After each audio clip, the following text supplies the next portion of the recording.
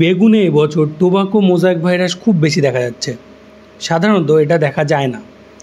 আমরা এর কারণ হিসেবে দেখলাম জমির আশেপাশে এমন ঘাস আছে যেগুলোতে এই ভাইরাস আগে থেকেই লেগেছিল।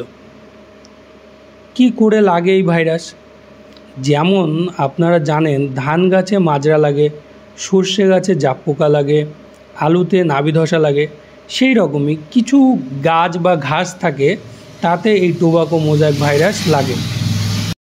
যেমন আপনারা আপনাদের জমির পাশে দেখবেন বনো লঙ্কা গাছ যেটা হলুদ হয়ে যায়।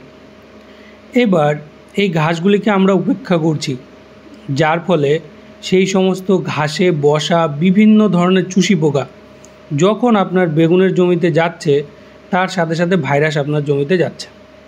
ঠিক যেমন করোনা ভাইরাস আমাদের দেশে কারো মাধ্যমে এসেছে। কি করবেন? আপনারা এই সমস্ত চুষি পোকা যেমন সাদা মাছি, চিরুনি পোকা, সবুজ মাছি এগুলোকে আপনার জমি থেকে দূর রাখুন। কি করে রাখবেন? স্প্রে করুন ঘাড়দা কোম্পানির পুলিশ, বাকিল এই ধরনের ওষুধ। এগুলো এই সমস্ত চুষি পোকাকে আপনার জমিতে আসতে দেয় না, যার ফলে আপনার জমিতে চুষি পোকার অত্যাচারও থাকে না এবং এই ভাইরাসের আক্রমণও খুবই কম হয়। তাই বন্ধুরা,